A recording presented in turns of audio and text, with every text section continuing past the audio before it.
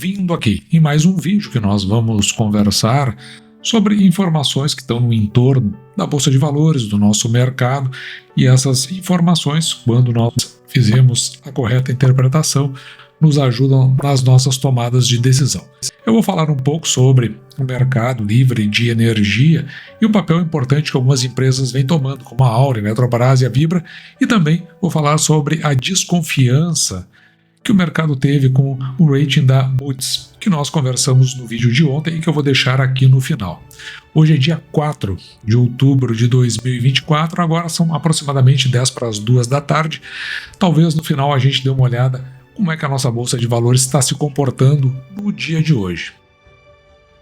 Eu vou começar aqui com esta notícia que saiu na Infomoney. Ela é assinada por Agência Eixos e é do dia 2 de outubro de 2024. E ela coloca aqui na sua manchete, com Aura, Vibra e Eletrobras, mercado livre de energia aponta para consolidação. O mercado livre de energia é aquela venda que é feita direta para o seu consumidor, normalmente empresas, e o preço fica ajustado conforme as partes têm por sua contratação. Segundo especialistas do setor, as fusões e aquisições devem afunilar o ambiente. Eles querem dizer com isso que nessas fusões, provavelmente, aqueles que seriam menores no processo, se não trouxerem melhorias, eles vão acabar saindo do mercado. É isso que eles estão querendo dizer com isso. Veja que, no caso da Auren, a Auren ela incorporou a AS Brasil e ela passou a ter um portfólio de potência instalada de 8,8 gigawatts. Ela é a terceira maior geradora do Brasil e a AS Brasil já estava no Mercado Livre. Inclusive, uma das grandes contratações foi justamente com a Microsoft. Outra operação foi a compra de uma das maiores comercializadoras nacionais, a Comerc, que foi feito pela Vibra, antiga BR Distribuidora. Então veja que a BR Distribuidora, então vai para esse ramo de energia. Nós falamos aqui também da JIF através da Âmbar indo para o mercado de energia, e essa ampliação que é feita pela Auren no sentido de ir incorporando empresas, inclusive incorporou uma que é específica na conexão junto ao mercado de energias, ou seja, fazendo a venda, que é a Estrela. Nós também comentamos aqui no canal, ou seja, grandes investimentos da Auren feitas neste ano de 2024. Não ficando para trás está a Eletrobras, maior geradora de energia brasileira, que está reestruturando sua área de comercialização e montou uma mesa de trade em São Paulo. É para fazer as negociações, é isso que ele quer dizer com essa mesa de trade, ou seja, todos de olho no mercado de energia, no mercado livre de energia. Em março de 2024, a Monex Energia e a Eco Energia se uniram para criar a Livem, gestora focada no mercado livre. Então, mais um indicativo de como o mercado vem se comportando. E veja que o risco desse negócio ele está em relação à oscilação dos preços, porque, claro, vai depender da oferta de cada um, o quanto se tem de custo e quanto se coloca lá na frente. Me parece que aqueles que tiverem, e é isso que está sendo dito nessa parte, aqueles que tiverem uma gestão mais ajustada, eles acabarão, então, prosperando nesse mercado. Tem uma parte aqui que eu achei bastante interessante. Veja que hoje o mercado está desregulamentado. Tem muita gente entrando. É natural que os melhores, os que tiverem melhor capacidade de execução, mais ou menos isso que eu estava falando, principalmente na relação custo e o serviço que é fornecido, esses que tiverem mais competências vão acabar se estabelecendo. Então é um mercado que, como a gente vê aí, não tem a regulamentação. Parece que no Brasil tudo tem que ter uma regulamentação, funcionar por essas influências do Estado para dizer como as coisas vão se comportar, que muitas vezes tiram muito pequeno da história. Mas o fato é que a desregulamentação ela não estabelece principalmente critérios dentro da precificação. Por conseguinte, claro, quem tiver o menor custo e conseguir oferecer ao melhor preço, neste momento, é quem vai acabar se estabelecendo. Mas, evidentemente, como se trata de Brasil, terá a regulamentação do médio por longo prazo. Pelo menos é que eu tenho. Aqui na Bloomberg Linha, nesta reportagem assinada por redação aqui do Brasil, ela é uma reportagem do dia 3 de outubro, ela traz aqui na sua manchete: Ibovespa, então está falando do dia de ontem, dia 3, fecha em queda com temores sobre o conflito no Oriente Médio. A gente sabe que um dia antes, portanto no dia 2, depois que se tomou conhecimento principalmente da notícia de que havia melhorado o rating do Brasil com relação então a ser um país mais confiável para se fazer investimentos, o Ibovespa estourou e no dia seguinte ele decaiu. Então estão colocando aqui na conta do conflito no Oriente Médio, quando o Irã decidiu por atacar Israel. E essa é a leitura que está sendo feita na Bloomberg Linha. Então esse foi o fator mais relevante de fato que aconteceu, mas não sei se foi por aí ou se só ele isolado foi suficiente para isso. De qualquer forma, o Ibovespa teve a maior queda diária em quase 2 semanas, diante da preocupação de investidores com o conflito no Oriente Médio.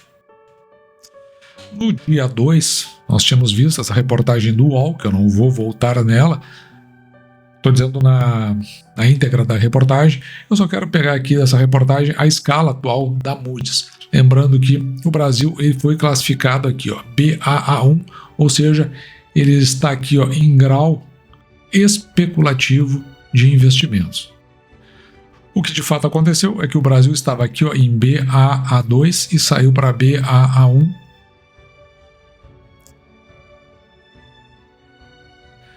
Depois de uma reunião que teve uma semana antes, em Nova York, do sujeito que está à frente do Executivo, da Presidência da República, e mais o ministro da Fazenda. Eles se reuniram justamente para argumentar de maneira que fosse melhorado esse rating, e depois, uma semana, acabou acontecendo essa modificação.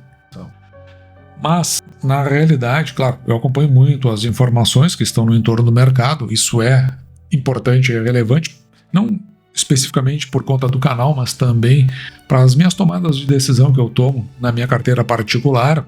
Eu vou olhando, acompanhando, principalmente eu tenho muito interesse em olhar como está o cenário e de vez em quando eu faço uma análise de cenário aqui, quando eu acho que tem elementos suficientes.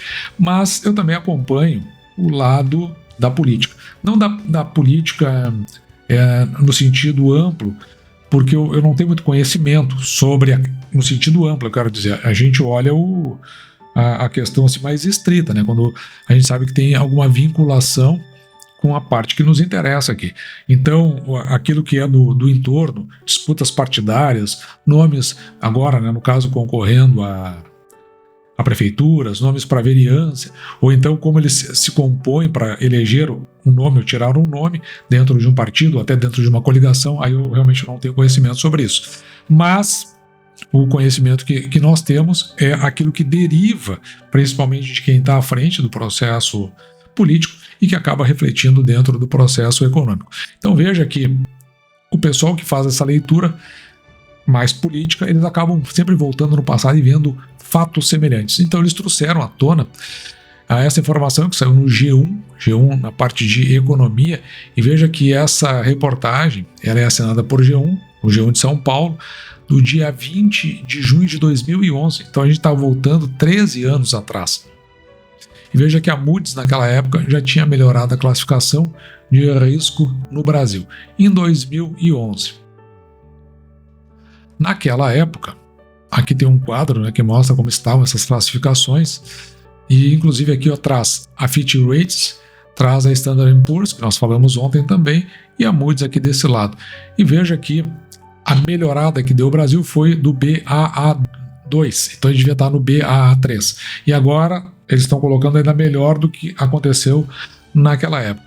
E aqui dentro do mesmo segmento, né, que aqui eles chamam grau de investimento qualidade média. Mas isso aqui mudou, né, porque agora a Moody's está chamando isso a Moody's está dizendo que é grau especulativo, mas todos eles estavam na mesma toada, né? A Fitch Ratings e também a Standard Poor's dentro do mesmo patamar de qualificação do rating do Brasil com relação a investimentos. E nós temos um histórico dessas notas que foram dadas, né? Aqui no caso pela Standard Poor's, aqui pela Fitch Ratings e aqui pela Moody's. Note, eu vou ficar um pouco mais aqui na Moody's porque foi o caso de ontem.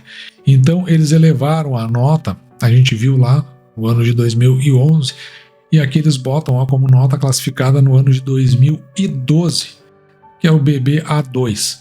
Então nunca tinha ido até BBA1, pelo menos do que a gente viu aqui pela Moody's desde 2003 até 2024. Até agora, esta última conferência de notas. E essa elevação da nota durou 3 anos, porque depois, aqui ó, em 2015, caiu a nota. E caiu mais ainda em 2016. Lembrando que em 2016 teve um evento, né, muito importante, que foi o impeachment da Dilma. Então, mas por que aconteceu esse impeachment?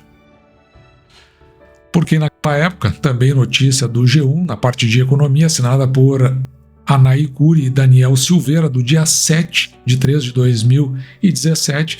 Então eles estão se referindo ao ano de 2016, o PIB recuando 3,6%. O Brasil tem pior recessão da sua história.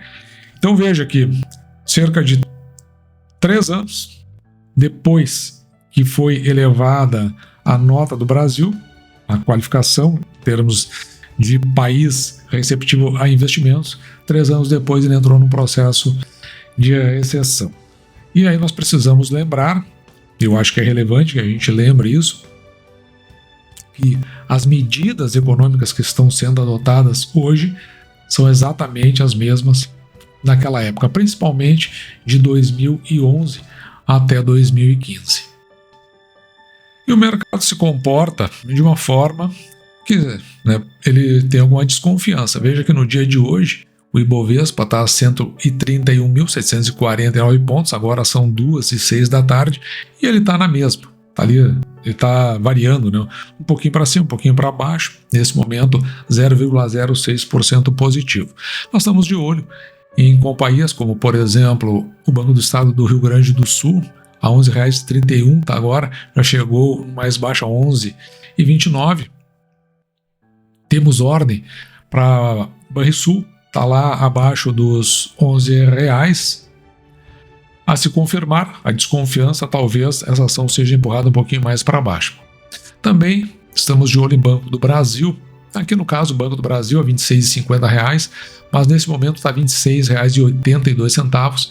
No pior caso, chegou atualmente a R$ 26,77 e está caindo 0,30% neste dia 4 de outubro de 2024, né? Portanto, uma sexta-feira. É possível aí que durante o final de semana, se ficar nesses patamares, se não houver nenhuma notícia que seja provocativa ao mercado, talvez a gente consiga, naquela oscilação que a gente chama, né, efeito violino, que a corda desce lá embaixo, ou seja, dá uma escorregada, talvez se consiga comprar Banco do Brasil. E chama atenção também o IRB, agora ó, acima dos R$ 44,00, subindo 0,73%, o IRB que está se estabilizando aí dentro dessa faixa, pelo menos neste momento, aguardando os resultados do seu terceiro trimestre, que se houver alguma questão positiva, nem precisa ser muito significativa, acredito que ele deva dar mais uma acendida. E em que pesa essa visão positiva em relação ao IRB que nós temos, mas isso é porque o IRB ele passou, né, por todo o processo, ele está na fase de recuperação, está começando a mostrar os seus primeiros resultados. Naturalmente que é uma tendência que o mercado fique um pouco mais otimista com essa ação específica.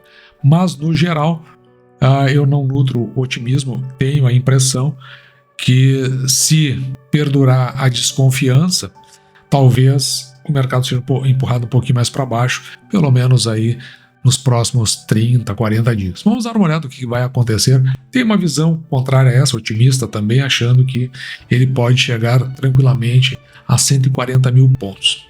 Nós acompanhamos. Por enquanto, as informações, elas mais ou menos deram uma estabilizada, mas vamos ver por quanto tempo isso dura. Pode ser que não dure tanto quanto se imagina. E dito isso, eu vou ficando por aqui, espero que você tenha gostado.